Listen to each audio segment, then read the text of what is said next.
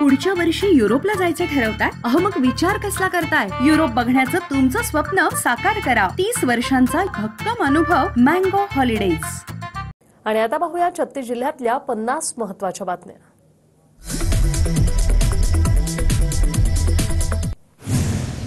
मनोज जरांगेंचा सामूहिक आमरण उपोषणाचा इशारा. सरकार स्थापनेनंतर उपोषणाची तारीख जाहीर करणार, जरांगेंची घोषणा.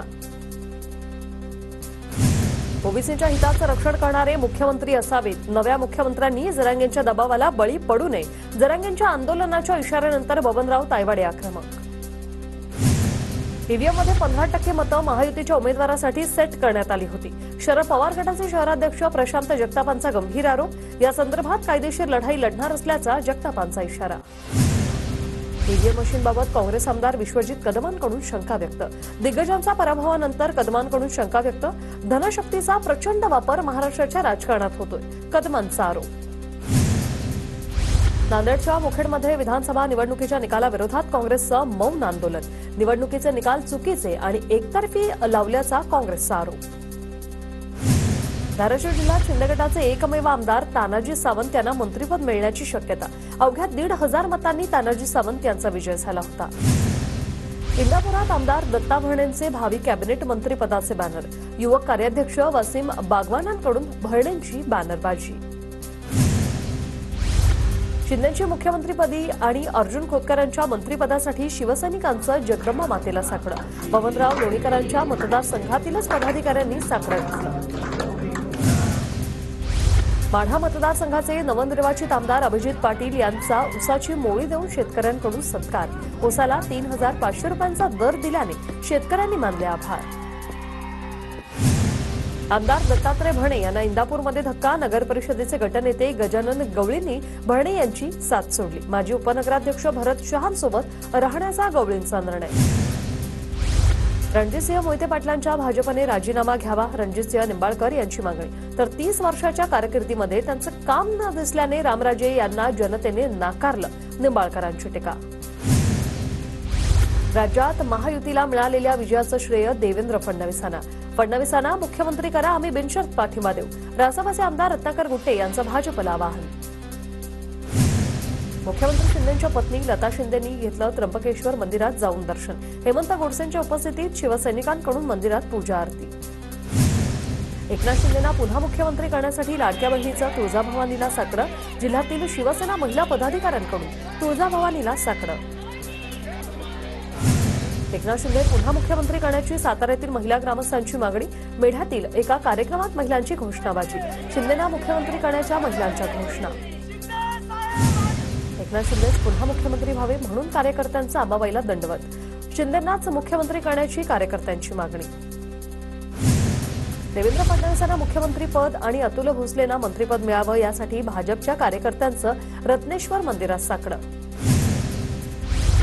नंदुरबारमध्ये भाजपकडून बॅनरबाजी. लाडक्या बहिणींचे लाडके मुख्यमंत्री देवाभाऊ अशा आशयाची बॅनरबाजी. फडणवीस मुख्यमंत्री व्हावे यासाठी ही बॅनरबाजी.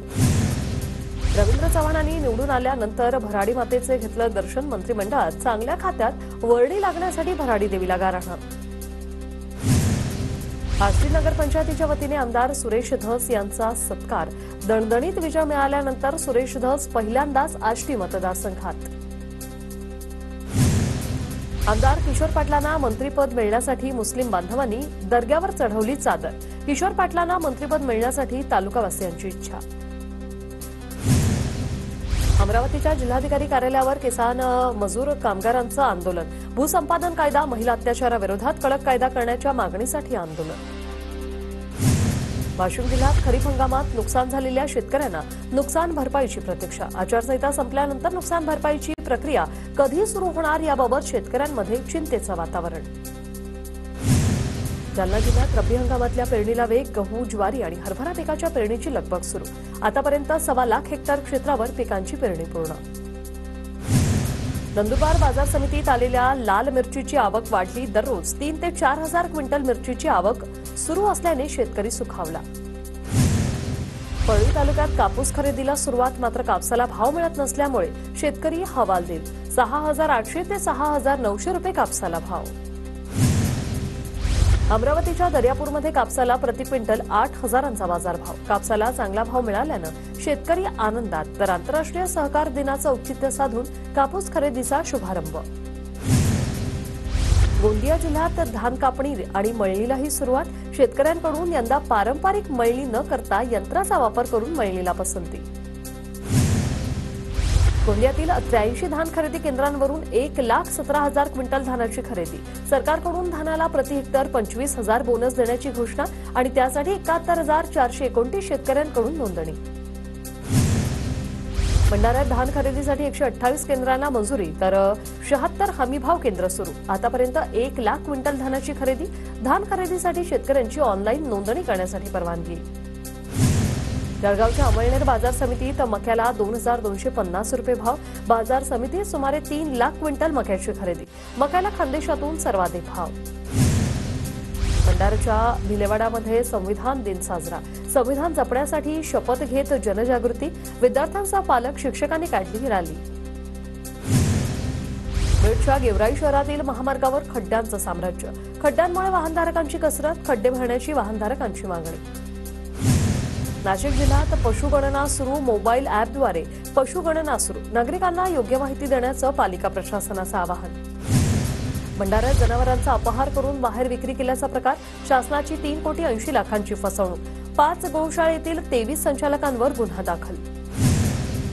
सिंधुदुर्गातील तिलारी खोऱ्यात ब्लॅक पॅन्थरचं दर्शन. जंगलात फिरणारा ब्लॅक पॅन्थर मोबाईलमध्ये कैद. याआधी दोडामार्गावर ब्लॅक पॅन्थरचं दर्शन.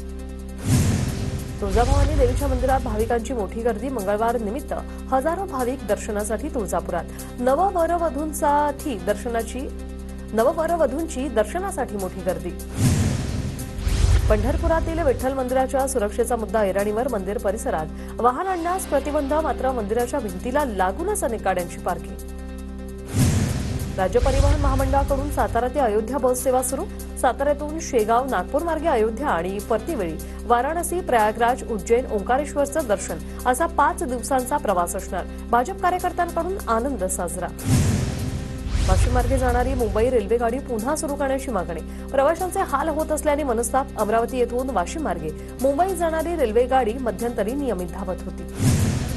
थंडीचा जोर वाढत असल्याने शहर आणि परिसरात सध्या सुखद गारवा. यंदाच्या हंगामातील सर्वात कमी 10.5 अंश सेल्सिअस तापमानाची एनडी येथे नोंद. तर थंडीचा जोर आणखी वाढून पारा घसरण्याचा अंदाज. वाशिम जिल्ह्यात गेल्या 2 दिवसांपासून थंडीचा कडाका वाढलेला आहे. उबदार कपडे खरेदीसाठी बाजारपेठांमध्ये गर्दीही वाढली. थंडी आणखीन वाढण्याची शक्यता. नाशिक शहरातील हवेची गुणवत्ता घसरली. वाहनांमधून प्रदूषण होत असल्यानं हवेची गुणवत्ता घसरल्याचा अंदाज. प्रदूषणामुळे नागरिकांना त्रास होण्याची शक्यता. खासदार जाधव यांच्यावरील चित्रपट वादाच्या भोवऱ्यात. दिग्दर्शक नागराज मंजुळेसह सर्वांना कोर्टाचं समन्स. नागराज मंजुळे विरोधात न्यायालयात खटला दाखल. वर्ध्याच्या वणा नदीपात्रातून वैध वाळू वाहतूक करणाऱ्यांवर कारवाई. 5 ट्रॅक्टर, ट्रॉली, 2 जेसीबीसह 85,25,000 रुपयांचा मुद्देमाल जप्त. पुढच्या वर्षी युरोपला जायचं ठरवताय? मग विचार कसला करताय? युरोप बघण्याचं तुमचं स्वप्न साकार करा. 30 वर्षांचा भक्कम अनुभव मँगो हॉलिडेज.